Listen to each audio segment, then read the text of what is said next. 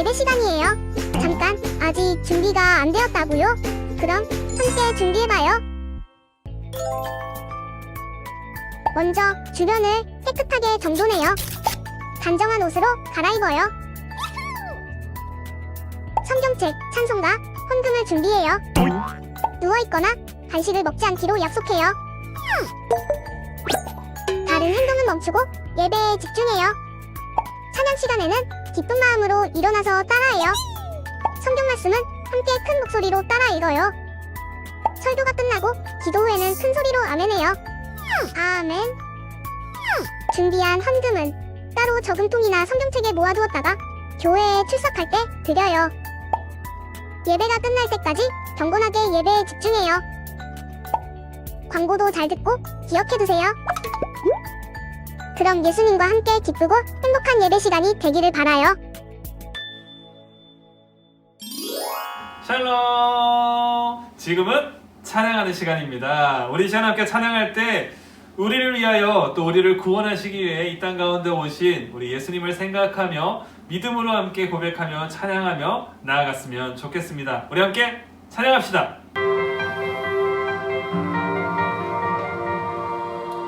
세상 모든 민족이 구원을 얻기까지 쉬지 않으시는 하나님, 주의 심장 가지고 우리 이제 일어나 주 따르게 하소서. 세상 모든 육체가 주의 영광 보도록 우리를 부르시는 하나님, 주의 손과 발 되어 세상을 치유하며 주 섬기게 하소서. 물이 바다 덮음같이 물이 바다 덮음같이 여호와의 영광을 인정하는 것이 온 세상 가득하리라. 물이 바다 덮음같이 물이 바다 덮음같이 물이 바다 덮음같이.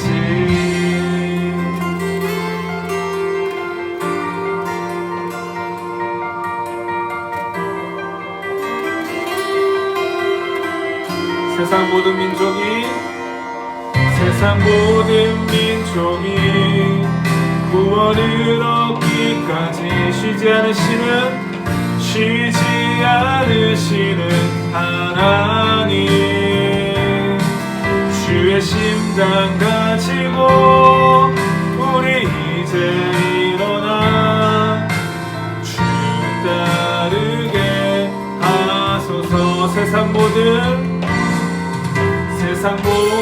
육체가 주의 영광 보도록 우리를 부르시는 하나님,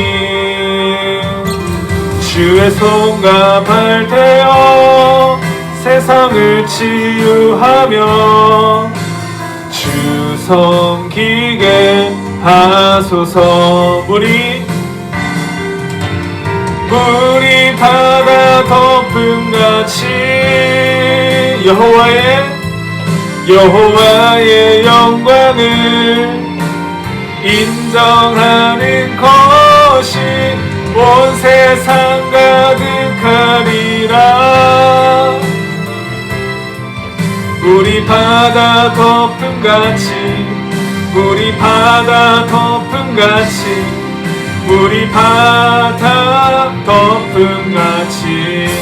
보리라. 그날에 주의 영광 가득한 세상 우리는 듣게 되리. 온 세상 세상 가득한 승리의 함성. 물이 바다 덮음같이 물이 바다 덮음같이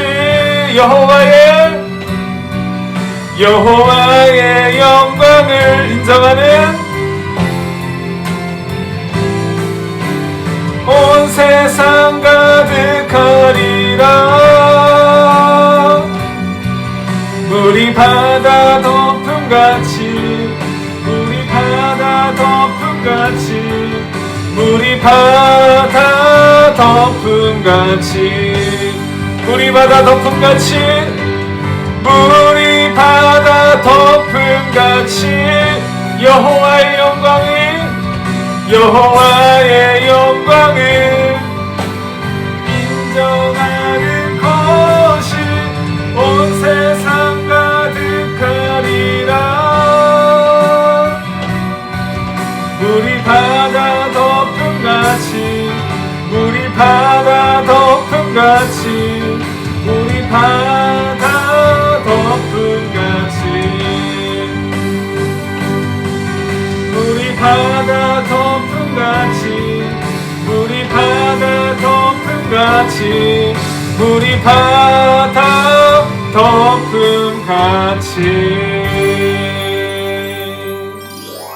과 영광을 받으시기에 마땅한 주님, 한 주간도 주님의 은혜 아래 지내며 교회 예배에 오게 해주심을 감사드립니다. 주님, 코로나 바이러스가 아직도 저희를 괴롭히고 있습니다. 혼란과 불안 속에 있는 저희를 코로나19와의 영적 전쟁에서 이길 수 있도록 해주시옵소서.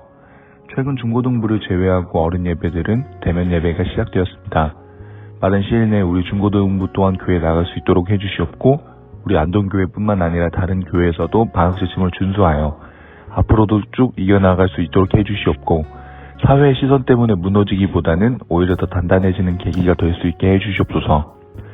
주님, 저희는 경건의 모양은 있으나 능력이 부족하여 자꾸 넘어집니다. 저희를 홀려 내버려 두지 마시고 늘 붙들어 주셔서 승리의 삶을 살게 하여 주시옵소서. 또한 겸손하게 하시고 온유와 절제의 삶을 통해 주님의 영광 나타내는 안동교회 중고등부가 되게 해주시옵소서. 이 시간 말씀 전하시는 전도사님께 성령의 기름 부으심이 있게 해주시옵고, 전달하시는 말씀이 한 주 한 주 살아가는 힘이 되게 해주시옵소서. 우리를 구원하시고 우리의 발을 견고케 하시는 예수 그리스도의 이름으로 기도합니다. 아멘. 오늘 하나님께서 우리에게 주신 말씀은 요나 3장 1절에서 10절까지의 말씀입니다. 요나 3장 1절에서 10절까지의 말씀, 다 같이 함께 한 목소리를 읽도록 하겠습니다. 여호와의 말씀이 두 번째로 요나에게 임하니라. 이르시되 일어나 저 큰 성읍 니느웨로 가서 내가 내게 명한 바를 그들에게 선포하라 하신지라. 요나가 여호와의 말씀대로 일어나서 니느웨로 가니라. 니느웨는 사흘 동안 걸을 만큼 하나님 앞에 큰 성읍이었더라. 요나가 그 성읍에 들어가서 하루 동안 다니며 외쳐 이르되 40일이 지나면 니느웨가 무너지리라 하였더니, 니느웨 사람들이 하나님을 믿고 금식을 선포하고 높고 낮은 자를 막론하고 굵은 베옷을 입은지라. 그 일이 니느웨 왕에게 들림에 왕이 보좌에서 일어나 왕복을 벗고 굵은 베옷을 입고 제 위에 앉으니라. 왕과 그의 대신들이 조서를 내려 니느웨에 선포하여 이르되 사람이나 짐승이나 소떼나 양떼나 아무것도 입에 대지 말지니 곧 먹지도 말 것이요 물도 마시지 말 것이며 사람이든지 짐승이든지 다 굵은 베옷을 입을 것이요 힘써 하나님께 부르짖을 것이며 각기 악한 길과 손으로 행한 강포에서 떠날 것이라. 하나님이 뜻을 돌이키시고 그 진노를 그치사 우리가 멸망하지 않게 하시리라. 그렇지 않을 줄을 누가 알겠느냐 한지라. 하나님이 그들이 행한 것 곧 그 악한 길에서 돌이켜 떠난 것을 보시고 하나님이 뜻을 돌이키사 그들에게 내리라고 말씀하신 재앙을 내리지 아니하시니라. 이는 하나님의 말씀입니다. 아멘.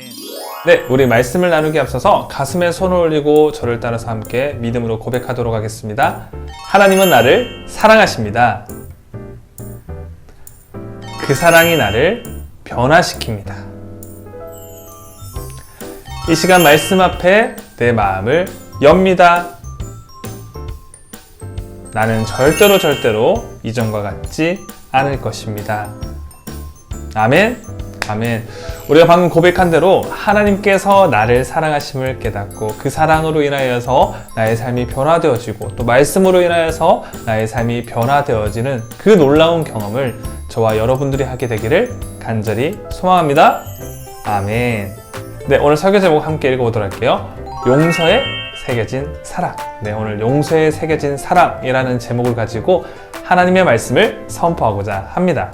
네, 친구들, 2차 세계대전 중 중국 난징을 점령한 일본군들이 1937년 12월 13일부터 6주 동안 30만 명을 학살한 사건이 있었습니다. 당시 일본군들은 백기를 들며 항복한 중국군뿐만 아니라 민간인들을 닥치는 대로 끌고 가서 학살을 자행하는 만행을 저질렀는데요.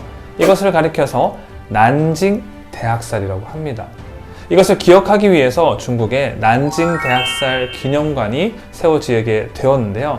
그곳에 가보면 야외 전시장에 통곡의 벽이 있습니다. 그곳을 또 보면은 12초마다 물방울이 하나씩 떨어지고 사진이 한 장씩 넘겨진다고 해요. 이것은 12초에 한 명씩 사람을 6주 동안 죽인 것을 의미하는 장치라고 합니다. 그리고 전시관 끝에는 이런 구절이 적혀져 있다고 해요. 용서는 할 수 있지만 잊어서는 안 된다. 과거를 기억해 미래의 스승으로 삼아야 한다. 여러분, 지금껏 살아오면서 가장 기억에 남는 용서가 여러분에게는 있나요? 네. 여러분, 용서가 뭐죠? 이 용서의 사전적 의미를 찾아보면 지은 죄나 잘못한 일에 대해서 꾸짖거나 벌하지 아니하고 덮어줌이라고 정의하고 있습니다. 여러분, 그렇기 때문에 용서가 어려운 거예요.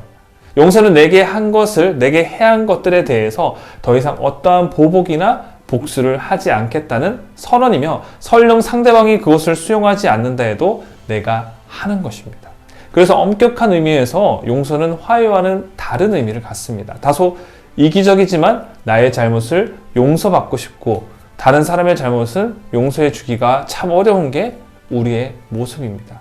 그런데 오늘 성경에 나오는 요나의 마음도 이와 같습니다. 당시 요나 선지자가 활동했던 북이스라엘에게 아수르라는 나라는 상상도 하기 싫은 나라였고 정말 만나기도 싫은 나라, 사라졌으면 하는 나라였어요. 왜냐하면 아수르는 자신의 나라인 이스라엘을 엄청 괴롭혔기 때문입니다. 당시에 아수르는 강대국이었고 이스라엘은 좀 약소국이었어요. 그렇기 때문에 이 강대국이었던 아수르, 그리고 또 지리상으로 또 가까웠기 때문에 아수르는 항상 북이스라엘을 괴롭히고 힘들게 했습니다. 그런데 하나님께서 요나에게 그 나라의 수도인, 아수르의 수도인 니느웨로 가라고 하십니다.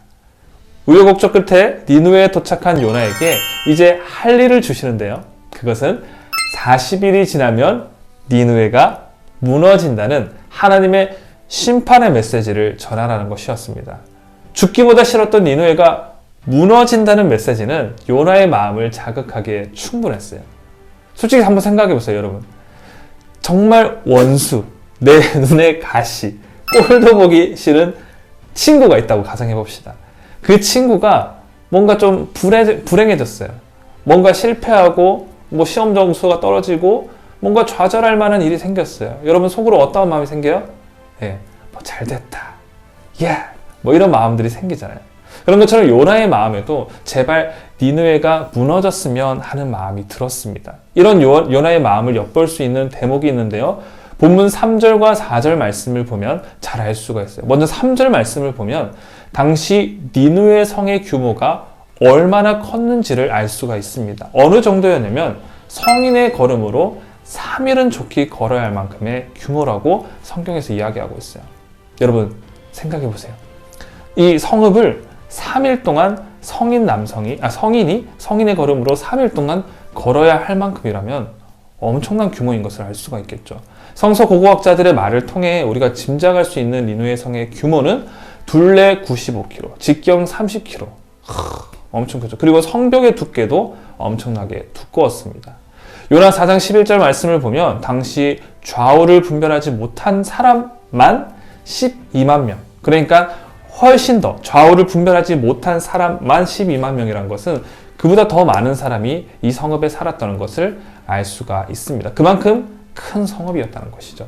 그런데 이 큰 성읍을 단 하루만 돌아다니며 하나님의 심판의 메시지를 요나가 전합니다.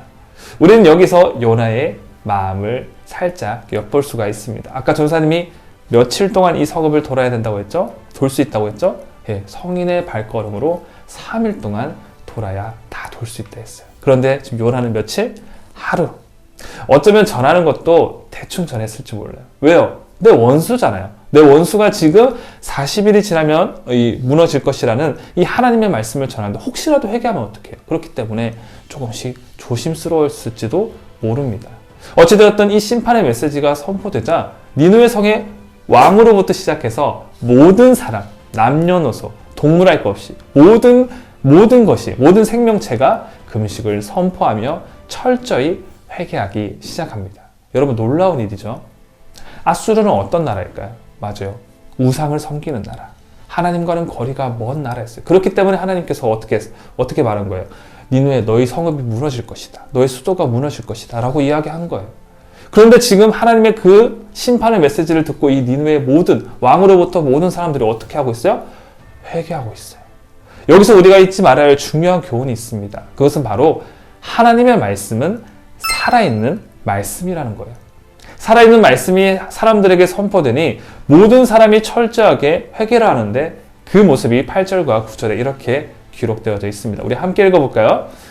사람이든지 짐승이든지 다 굵은 베옷을 입을 것이요 힘써 하나님께 부르짖을 것이며 각기 악한 길과 손으로 행한 강포에서 떠날 것이라. 하나님이 뜻을 돌이키시고 그 진노를 그치사 우리가 멸망하지 않게 하시리라. 그렇지 않은 줄을 누가 알겠느냐 한지라.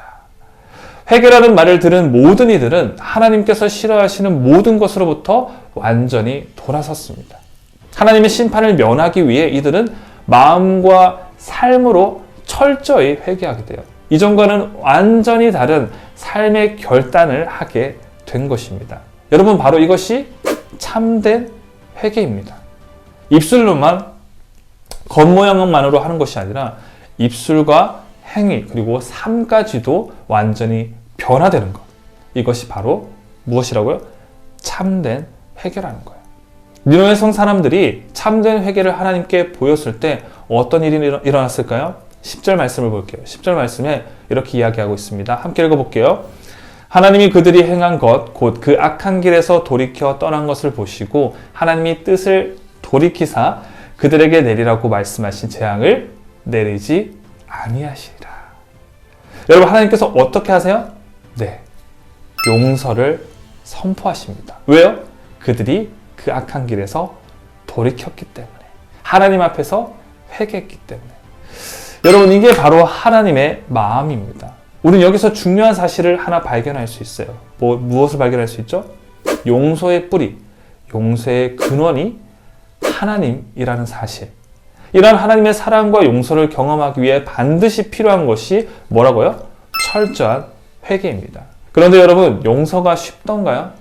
아마 쉽다고 얘기할 수 있는 사람은 아무도 없을 거예요. 맞습니다. 용서는 절대 쉽지 않습니다. 여러분 혹시 밀양이라는 영화 아시나요? 네, 이 밀양이라는 영화 아는 친구들도 있을 거고 모르는 친구들도 있을 건데 잠깐 내용을 설명하면 이렇습니다. 사고로 남편을 잃은 여주인공 신혜가 있는데요. 이 신혜는 어린 아들 준과 함께 남편의 고향인 밀양으로 내려갑니다. 도피처로 삼고자 온 그곳에서 뜻하지 않게 아들이 유괴를 당하고 끝내 죽음으로 돌아오게 되는 것을 경험하게 됩니다. 아들마저 잃은 신혜는 방황 끝에 하나님을 찾게 되고 마음의 평화를 얻고서 마침내 자신의 아들을 유괴하여 살해한 그 범죄자를 용서하기 위해서 교도소로 면회를 갑니다. 주님의 사랑과 은혜를 전해주기 위해 찾아왔다고 말하는 이 신혜에게 범죄자는 이렇게 말합니다. 자신도 감옥에서 하나님을 만나 회개하고 잘못을 용서받았다. 그래서 마음의 평화를 누리게 되었다라고 범죄자가 이 신혜한테, 주인공한테 그렇게 이야기합니다. 그의 말을 들은 신혜는 마음이 무너지게 돼요. 이미 용서를 얻었다는데 내가 어떻게 다시 용서를 해요? 라고 말합니다. 내가 그 인간을 용서하기도 전에 어떻게 하나님이 그 인간을 먼저 용서할 수 있냐라고 이야기합니다. 난 이렇게 괴로운데, 자신은 그렇게 괴로운데 어떻게 먼저 용서할 수 있냐. 그렇게 용서를 다짐하고 갔던 시내는 용서를 결국 할 수가 없었습니다. 여러분, 이렇게 용서가 어려워요. 우리의 힘만으로는 진정한 용서를 할 수 없습니다. 그렇기 때문에 우리는 늘 누구에게 구해야 될까요? 하나님께 구해야 됩니다. 하나님, 제게 용서할 수 있는 하나님의 사랑과 마음, 그리고 힘을 주세요. 우리 날마다 하나님께 우리의 이러한 마음, 절실한 마음들, 용서할 수 있는 마음들을 구해야 한다는 것이죠. 자신에게 침을 뱉고 모욕을 주고 십자가에 못을 박았던 이들을 용서하신 예수님을 닮는 삶을 살 수 있게 우리가 날마다 하나님께 구해야 됩니다. 바라기는 이번 한 주간 이 말씀을 되뇌는 여러분의 삶을 통해서 상처 입은 친구들이 마음의 회복을 경험하고 하나님의 사랑이 여러분을 통해서 여러분의 가정과 학교, 학원, 교회에 전파되는 그 행복한 일들이 가득하기를 주님의 이름으로 축복합니다. 우리의 왕 대신 용서의 삶을 우리의 삶 가운데 실천하신 그분의 모습을 우리가 담는 이번 한 주를 살아갈 수 있는 저와 여러분들 되기를 간절히 소망합니다. 기도하겠습니다. 용서의 하나님, 말씀을 통해서 하나님께서 니느웨를 얼마나 사랑하시는지, 그리고 이 땅의 온 민족들을 얼마나 사랑하시는지를 알 수 있었습니다. 하나님, 정말 하나님의 그 삶을 닮아서, 예수 그리스도의 삶을 닮아서 우리가 삶 속에서 모든 이들을 용서하고 사랑하는 마음들을 품을 수 있도록 성령께서 우리의 마음을 붙들어 주시옵소서. 내 이웃을 사랑하라고 말씀하셨던 주님의 말씀과 같이 내 이웃을 사랑하고 아끼고 그들을 용서할 수 있는 삶을 살아가게 하여 주시옵시고, 우리의 원수와 정말 내가 싫어하는 사람들이 있다고 할지라도 예수 그리스도께서 우리를 용서하시고 사랑하신 그 모습을 닮아서 우리가 정말 용서할 수도 없다고 생각되는 그 모든 사람들을 예수 그리스도의 사랑 안에서 용서할 수 있게 하여 주시옵소서. 주님께서 날마다 인도하시며 우리의 삶을 붙들어 주심을 믿고 감사드리며 이 모든 말씀 살아계신 예수 그리스도의 이름으로 기도드립니다. 아멘. 주님이 가르쳐주신 기도로 예배를 마치도록 하겠습니다. 하늘에 계신 우리 아버지, 아버지의 이름을 거룩하게 하시며 아버지의 나라가 오게 하시며 아버지의 뜻이 하늘에서와 같이 땅에서도 이루어지게 하소서.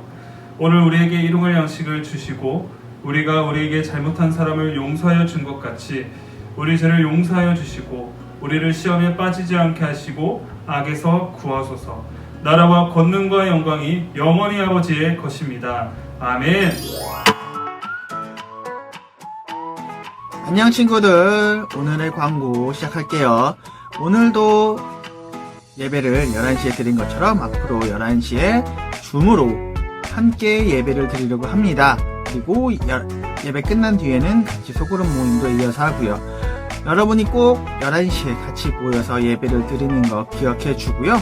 혹시 까먹은 친구가 있다면 까먹은 친구에게도 11시 예배가 있다라는 걸 같이 알려줬으면 좋을 것 같아요. 널리 날려 우리 모두 11시 예배가 있다라는 걸 함께 알려줘서 같이 예배를 드릴 수 있으면 좋을 것 같습니다. 그리고 언제나 마찬가지로 나는 예배자 문자 또는 사진 등으로 인증해 주시면 되고요. 잊지 말고 예배 드렸다면 꼭 늦게라도 인증해 주시면 좋을 것 같아요. 그 다음 마지막으로 여러분들이 기대할 만한 소식을 하나 드리도록 할게요. 우리 겨울 수련회 일정이 정해졌습니다. 2월 20일부터 21일 이틀간 진행을 할 거고요. 물론 만나지 못하고 줌으로 예배를 진행하게 될 것 같습니다. 그래서 20일 토요일에는 7시부터 9시, 그 다음에 주일은 오전 11시부터 12시 이렇게 두 번에 나눠서 겨울 수련회를 진행을 하게 될 것 같고요. 여러분들을 위해서 선생님들이 많은 준비를 하고 있어요.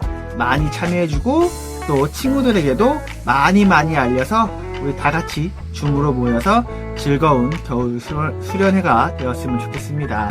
안녕.